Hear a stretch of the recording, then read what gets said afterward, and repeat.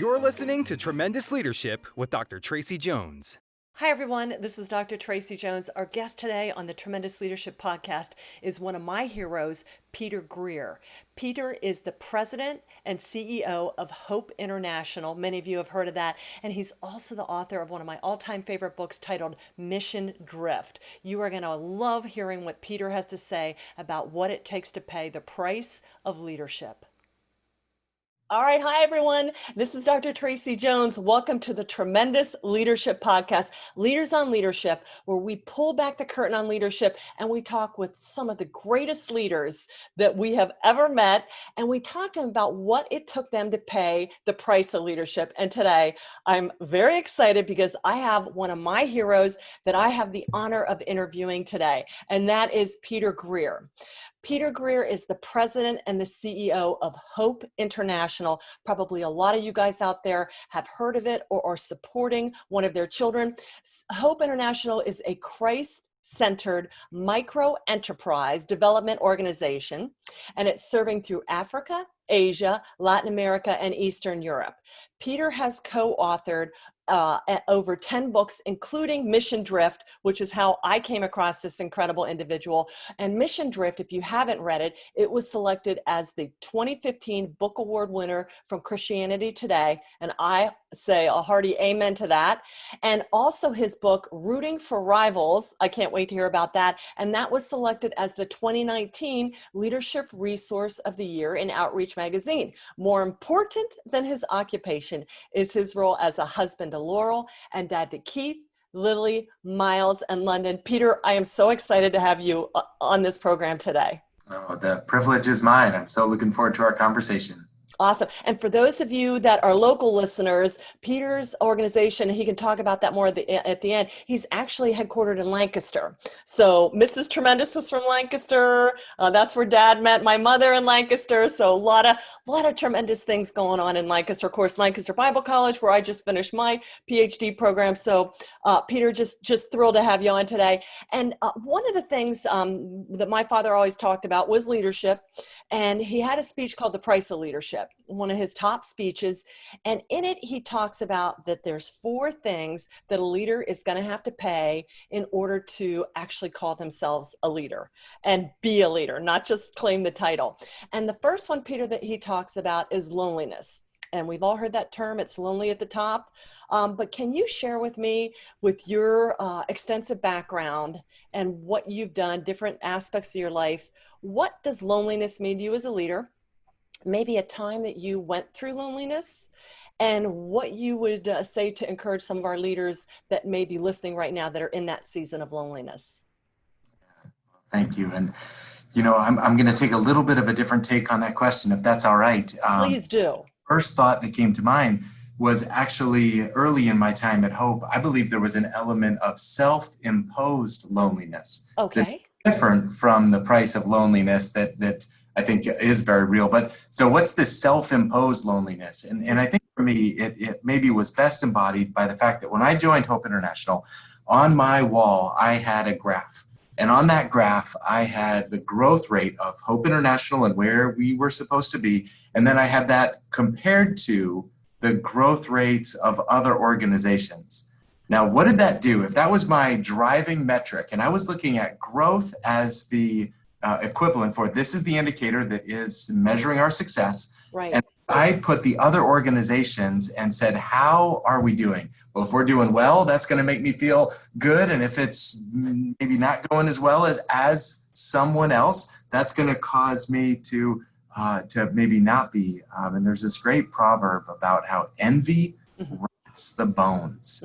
I think that element of whenever we make someone else's success, whenever we make someone else the arbiter of how we are doing, we are having a faulty comparison. We're having a faulty measuring stick, and we are on a path that will not end well. So when it comes to loneliness, what does that do? If you look at other organizations in your space, in your sphere, and you say they are the competition, well, that means if there's trade secrets, you're going to hold on to them.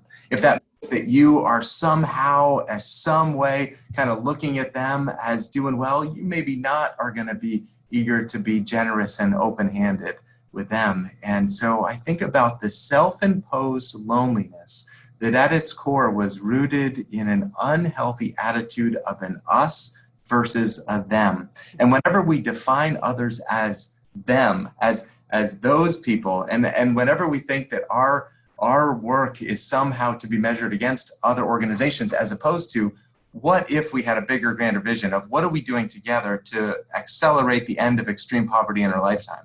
Or what if together we had visions, we had dreams that were impossible because they were so big and so audacious that they couldn't be accomplished alone.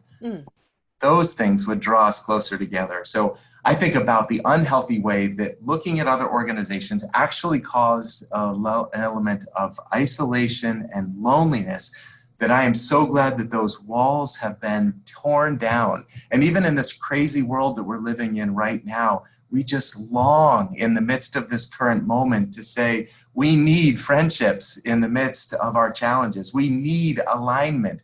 We need to be in this together, like truly, truly to be in this together. And I think about the changed attitude that said you're not the competition.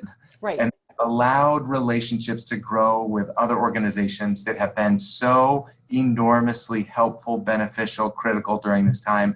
And during the last several months, we've been open-handed, we've been sharing, we've been having calls with other leaders, and it has been so life-giving. So I think that's the first piece, is how can there's enough loneliness from the decisions that need to be made, from the complexities of the jobs that we have. Let's not add any additional isolation that comes from an I love that. of what the competition is.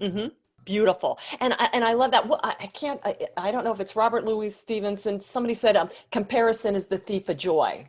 And I always remember that, because if you're doing better, then pride puffs you up, because it's part of our nature. And if you're not, then you start going into depression. So it's like and especially we're in kingdom work. We're all joint heirs. Come on, man. I mean, I understand in the private sector, because I am in the private, I get a little bit more, but even there, like, there's no competitors. We're all collaborators, especially in this world. If we're all here to make a difference and make the world a better place, you got to and I love that you said, don't add to the loneliness, because there's plenty of it to go around. I love that. That's it. That's absolutely it. Yeah. And that was C.S. Lewis. Yeah. That is a great, great quote. The quote that you just gave. Was that C.S. Lewis? Oh, yeah. Yes, Okay. Lewis, One of my all-time, another one. He's right below you, but you're above him. But he's another one of my. Oh, dear. All right. So that was loneliness. So the next thing my father talked about was weariness. Okay. Because, we've got these bodies, these shells, and until we get our new presence, we're going to be run down. So how do you, Peter, especially when there's so much riding on you and you're really dealing with stuff in the world that really should not be, but is because of the fallen nature of the planet that we're on, but you're victorious in it. How do you stay replenished, though? Because you've got to stay at the top of your game. How do you stay refreshed? Brian Stevenson, author of Just Mercy, has this great quote, something about you cannot step into the challenges of this world without it also impacting you. So for him, the work that he does on death row, and you better believe that he bears an element, not the complete, not all of the aspects, but if you do the dangerous work of loving others, it is going to impact you. And so for me and my work, we're doing global poverty alleviation. We're working in some of the most challenging places on earth. And absolutely, there's an element that it does. When you love deeply, you feel a little bit of the hurt, not all of it, but you feel a little bit of it. And so weariness, that is a real issue. And that's not just for me. I think about the global team that has a far more difficult job than I have in terms of every day going into communities and trying to work to bring hope, to bring healing, to bring fullness in these communities. And it is hard. It is absolutely hard work. So a couple practices for me. One is, do you have a not to do list?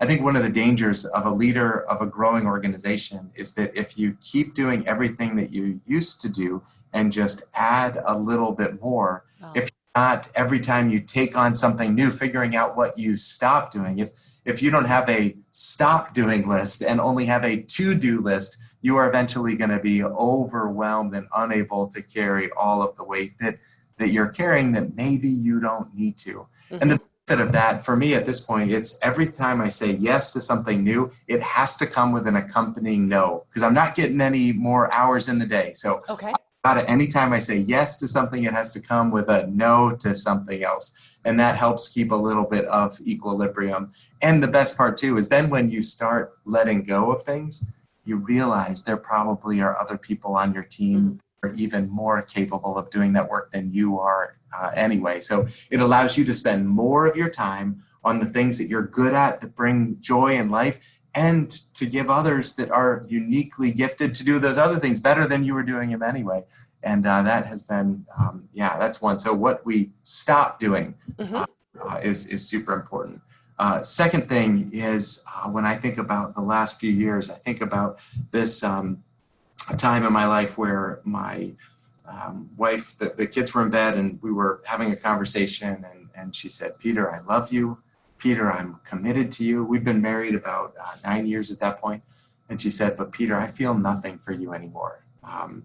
And she unpacked that more. And it was really because I was given my family leftovers. And I was prioritizing work, never realizing that when I said in our marriage that I would love and cherish you above all else, I only thought that that was above other people. I never realized that you could love a mission, you could love an organization, you could love even a really good cause more than the one that I pledged to love and cherish above all others. And so I think the second kind of piece in getting that level of equilibrium is, do the people that are closest to you know that they are your priority? They're the barometer of how well you're doing in your weariness. And if you have nothing left to give to the people that are closest to you, then my guess is you are also carrying too much. A real simple thing. Maybe someone needs to go home after work today. Maybe someone's listening on their way, and to the people that are closest to them, say, "Do you know that I choose you first? Do you know that more than my vocation, more than my whatever it is, fill in the blank, do you know that I choose you?" And then I think about the third one is the benefit of limits. Andy Stanley has this great series about guardrails, and there's a whole lot of wisdom in that. And for me, the guardrail of saying, I am going to be home by dinner time, or it counts as a night away, and I only have a certain amount of nights away every month that I'm allowed to do. And having that benefit of limit allows me to say no to good things so that I can say yes to the very best things. So those are some of the habits that help with weariness. And if you can't remember the last time your phone was physically separated from you, that might be a life-giving thing as well.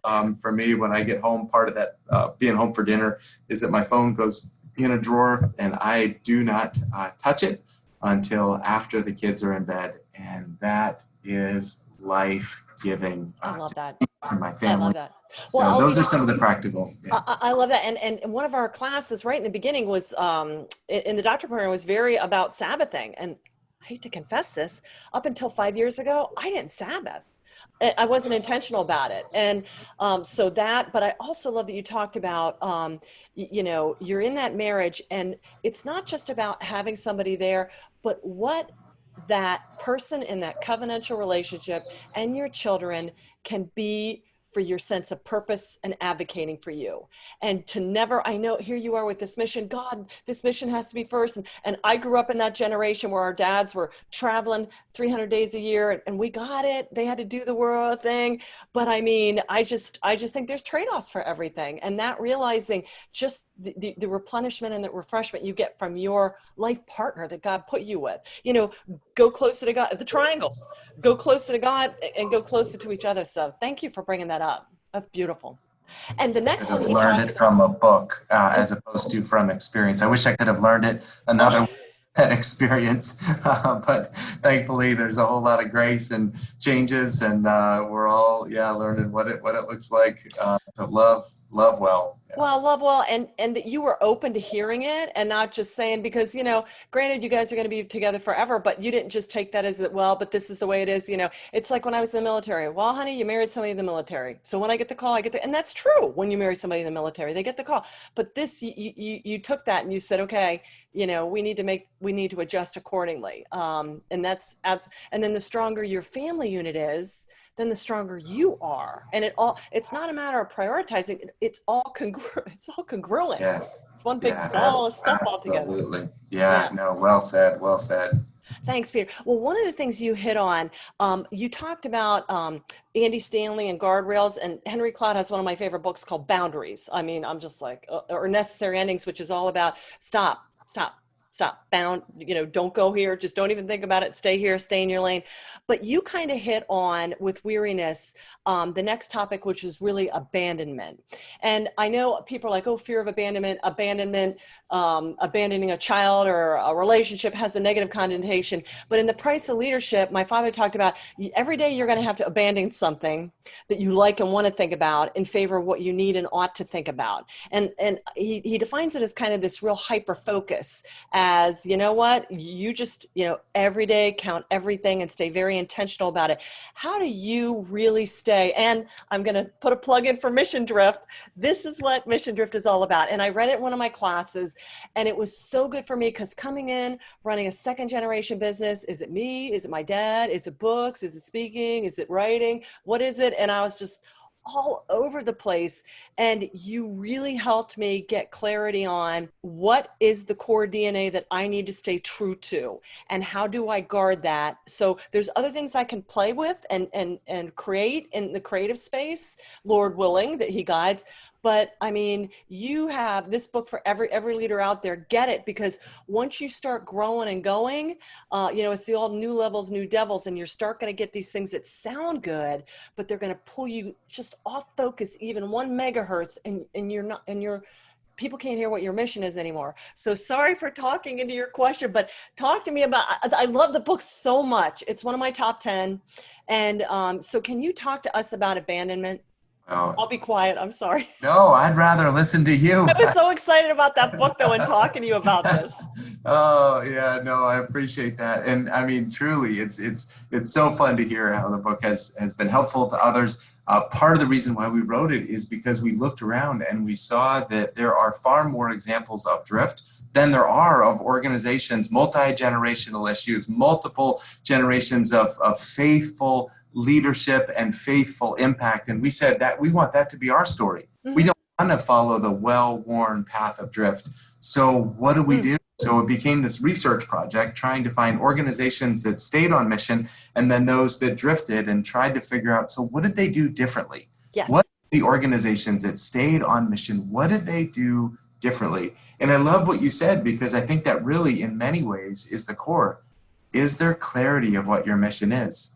And oftentimes that is that there's a level of assumption with generation one. There's a level of assumption. Of course, everyone knows what our core mission is. Of course, but then over time, the means that we use to accomplish the mission, sometimes we get cloudy in our thinking. Mm-hmm. Are the means the way that, or what is our core mission? And so everything comes down to that question of, do you know your mission? Yeah. And I would say that is true at an organizational level, and it's true at a personal level. If you don't have clarity of what is the main end of your life, like what is the purpose of your life? What are the things that you believe God has given you to do in the years that you have life and health and breath? Then we're not going to be able to answer the then question of, okay, so if that is true, then what do we do?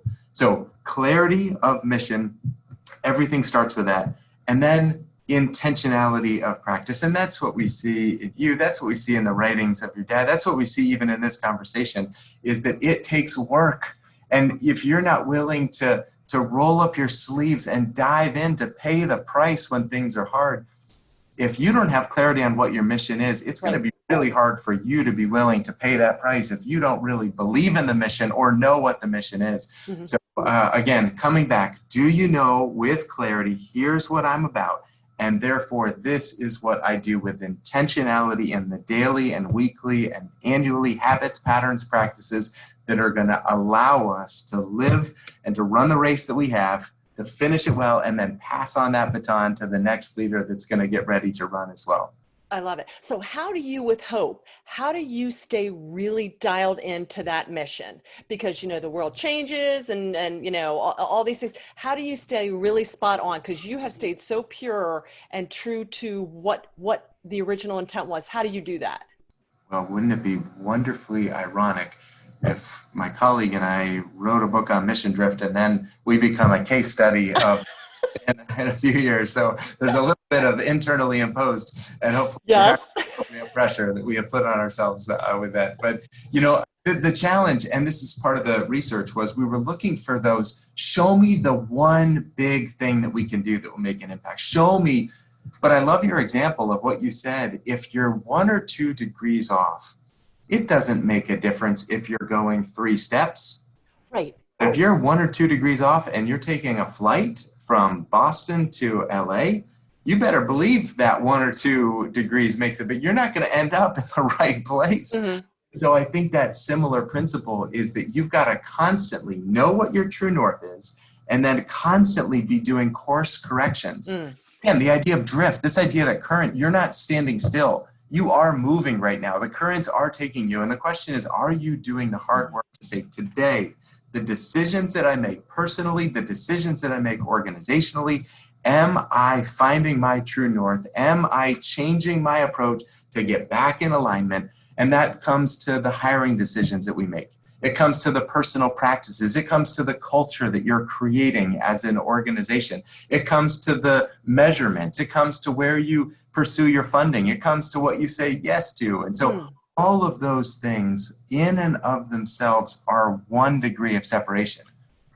But you got to make sure that those little decisions, they're just not little when compounded by time. So constant change, constant reevaluate every decision in light of who you are and what mission you've been given.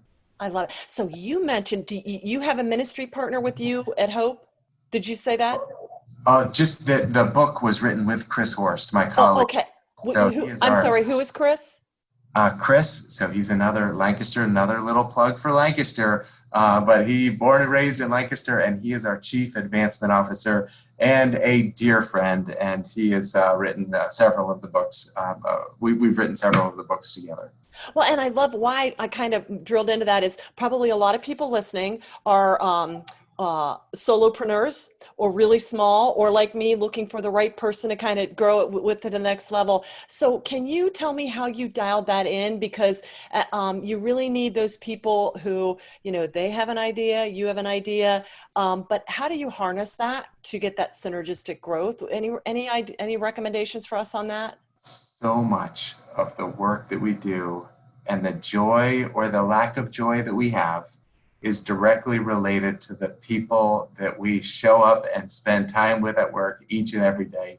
So I would say number 1 is before, during, and after those hiring decisions, get on your knees and pray for God's favor in the hiring decisions. It is so Lord, you're so right. important. And then I think about a simple 2x2, that when I think about Chris and when I think about others, this 2x2 quadrants where you kind of have 2 different ideas. And so the 2 ideas is, do you trust the individual's heart, their core motivation, like who they are? And do you trust their head and their competency? And if you have someone that you have the highest level of trust in their heart, they're here for the mission. It's not about an ego trip. They're here for the right reasons. And you have the highest degree of confidence in their competency and how they are going to do. If you find those individuals that score highest in heart, highest in head, you also get back on your knees and you say thank you. As well. And I have the enormous privilege of having not just Chris, but a team of colleagues that trust their heart, I trust their head, and we're in this together. And so I just think that is so important. And the kind of Gallup kind of survey, the 11 questions that they have based on all of their data and all of their research. And they state one of the questions in terms of job satisfaction as, do you have a best friend at work? And whether, you could argue with that term, is that the right term, best friend? But if you talk about, do you have someone at work that you absolutely just trust them implicitly, that will make an impact on your day, that will make an impact on your joy, that will address the loneliness question that we started with. Right. Weariness. Yep. Oh, absolutely. All of these things we've been talking with. And I think that's kind of when I think back over the history of Hope, just nothing but gratitude for the group of individuals that I get to work with. And I would say one other thing, and a willingness to say when we get it wrong in the hiring process, and to not be afraid. And this is kind of the isolation or the difficulty, weariness. There are some decisions that weigh heavily on you, and none should weigh more heavily than the difficult HR discussions and decisions that impact real people. That appropriately should weigh on you, but it should not stop you from doing what is going to be right for the long-term health and vitality of the organization. So I think about, you don't get to the good stuff without also some of the pain and willingness to know when you didn't get it right, and to call that when that happens as well. And so those are some of my greatest regrets, some of the most challenging moments, but also so grateful that we were able to make some difficult decisions to realign ourselves and to make sure that we are a team of committed people. Again, that trusting head and trusting heart, high level of trust as an organization. Well, I am so thankful you said that, because, people like me, and I know if I'm doing it, I know everybody else is doing it, is looking at you going, oh, Peter, so gifted, so spiritually gifted. And of course he's changing the world. He has this team. If I just had, just one good person, I could do it. So thank you for your transparency and letting us know it is, you can't get it right without the right people. And my dad used to say that my problem isn't motivating me, it's keeping everybody else from demotivating me. And so you either got, even in your own innermost circle, you either got people that are, I love that you, with your heart and your head, and everybody's got to be committed, and you got to keep checking in to make sure they stay committed. Because like I said, mission drift, somebody can be all in one year and the next year go, you know what, something's changed.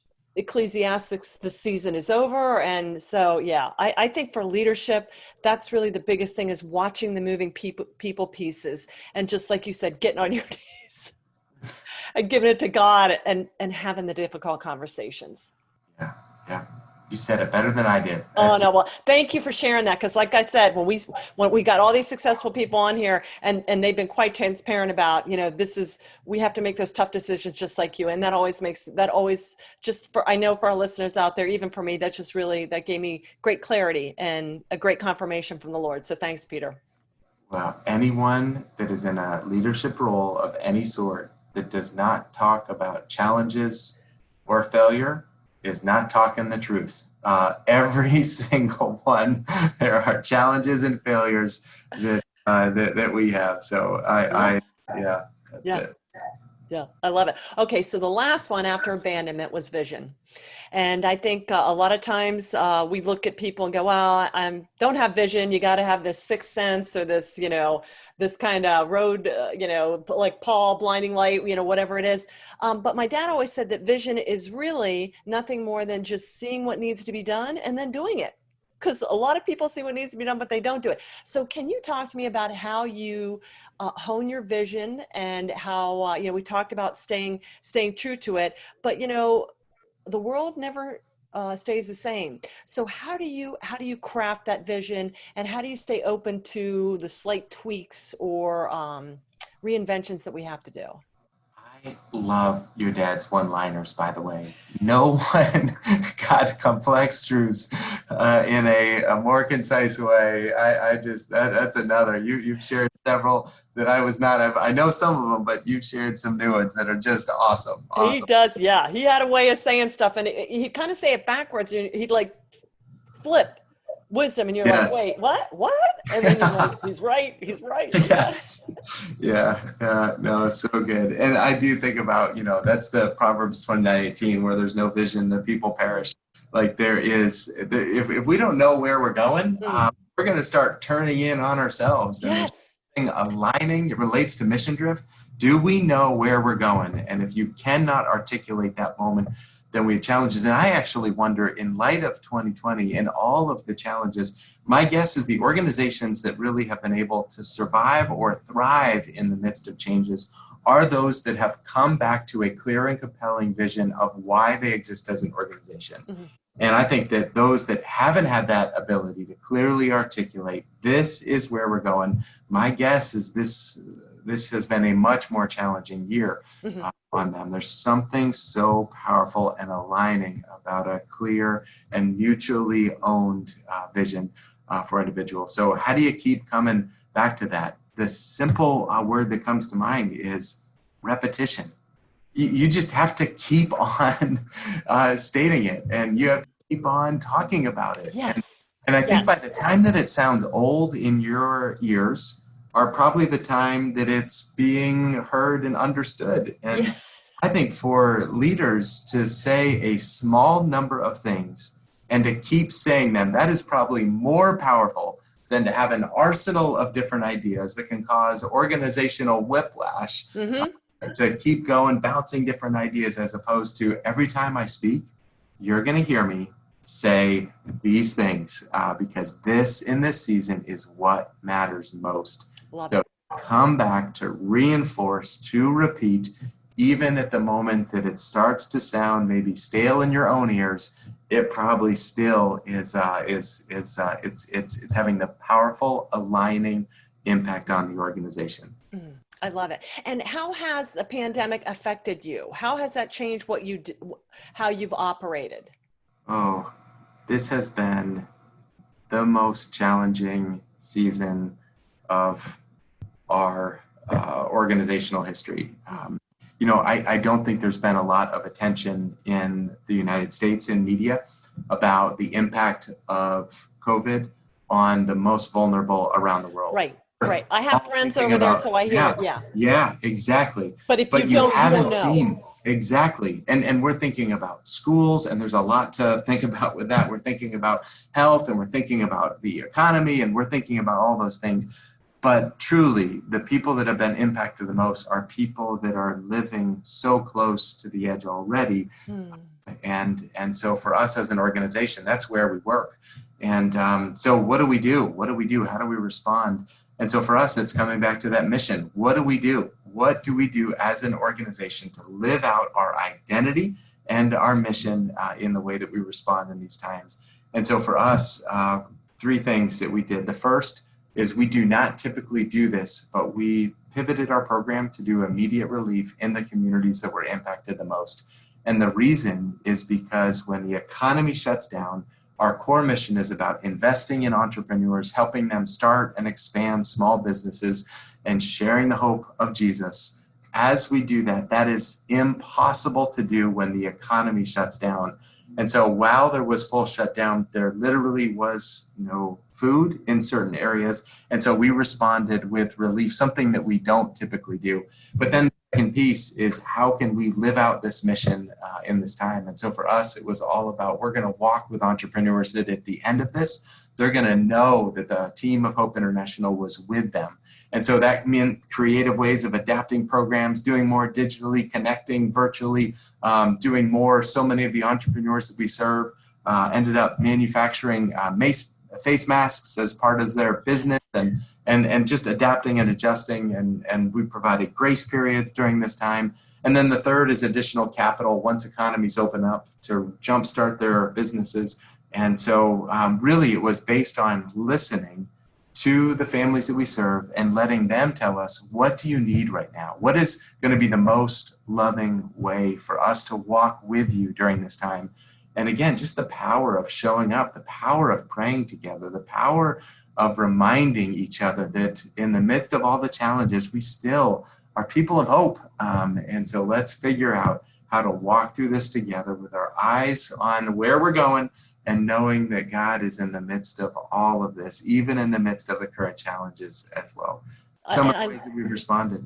right. And I love how you pivoted on that. And it kind of reminds me of how the reach out by the small business and the president to small businesses, which is the backbone of this country during that time to get us through. I just got to get you through this period. I'm like, I'm sorry, that was brilliant. As a small business owner, that was brilliant.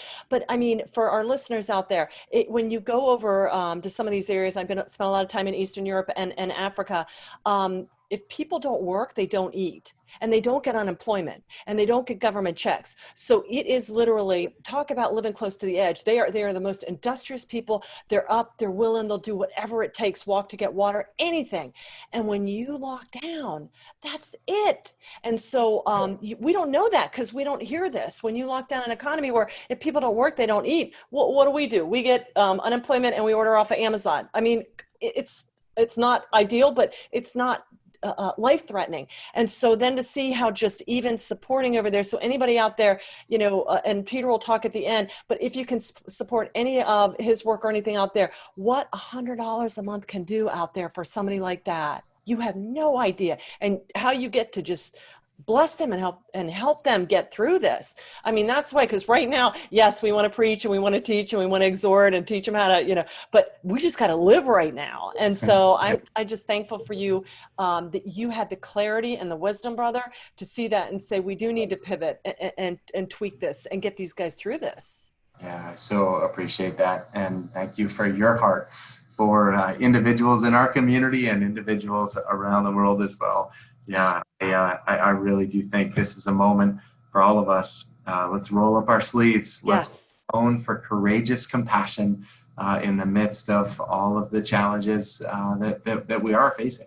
I know, so much we can do, especially with the technological infrastructure we have going on right now. And they're all 5G over there too. I'm like, when you go to Africa, I got a better cell phone service.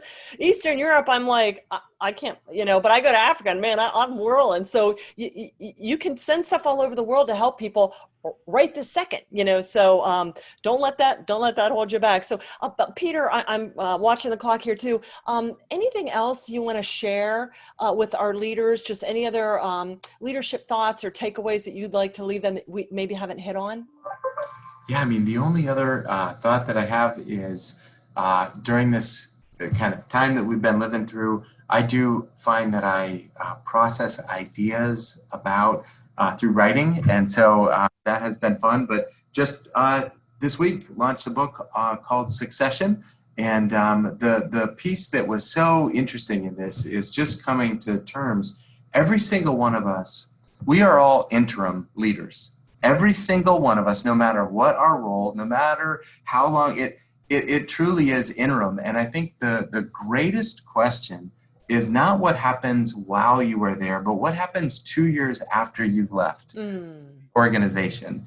And to really be intentional, not just about your own leadership journey, but to say, what am I doing right now to pour into the next generation of leaders? What am I doing right now to build something that intentionally outlasts me and my tenure? What am I doing to have a culture that says it is about the cause, it is not about the personality in this current moment?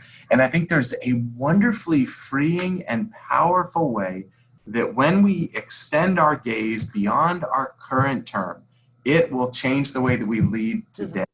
And maybe, just maybe, might be part of the antidote for some of those feelings of burnout. Maybe if we are looking about how we can empower the team around us, maybe we won't carry quite as much and it might lead to more health. Maybe as we think about kind of the long-term vision of the organization, we're going to release certain things that are going to allow us to do our job better and to set the organization up for better long-term success. So that's the only thought, because I've been thinking about it a lot over the last several months, is just the greatest gift that we can give the organizations is how we leave when that moment comes. And it's too important to just leave it to chance. It's too important to just hope that it goes well. Absolutely. No, the Bible even says we're just a breath. At a moment's notice, when people talk about this COVID, I'm like, did somebody just tell you that you're not immortal? Because you sure acted like you had no idea that at any moment, poop. Come on, guys, and figure it out. Either you're okay with it or not. And if you're not, you got to figure out, unpack it. You know what I'm saying? But I mean, I love that too. And that part of the thing, it was the old Elijah with me and Dad. I'm like, you know what? This is not him. This is not mine. This is God's. And once I got my head wrapped around that, I was like, so whatever happens, I'm going to do the best I can. And then the Holy Spirit's going to take care of the rest. And he's going to have this go on forever, or, we'll just leave little seeds for it to hybrid off into something else. But I saw the new book coming out on your Facebook page. So Peter, where can people get in touch with you, get your books, get Succession, and hear more about Hope International and just all that good stuff? Stay in touch with you. I so appreciate that. So yeah, Hope International is just hopeinternational.org, all written out, no hyphens, just hopeinternational.org. And then for the books, and if anyone wants to connect with me, social media, Peter K. Greer is where I'm at, and I blog also peterkgreer.com, and that's also where you can find information on the books. And if I could be of any help to the listeners, love to do it. I think we are part of a giant family, and love being with others. So peterkgreer.com is the best place to find me. Awesome. And for our listeners, if you like what you heard, please hit the subscribe, hit the like button, leave us a comment, drop me or Peter a comment.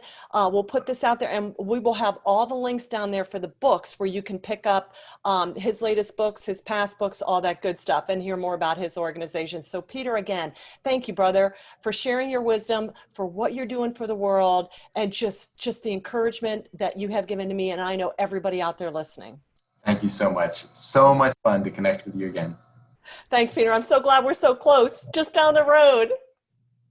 I love it. All right, folks. Well, listen, thanks so much to our tremendous listeners for tuning in to the Leaders on Leadership podcast. Thanks for being part of our tremendous tribe. Have a tremendous day.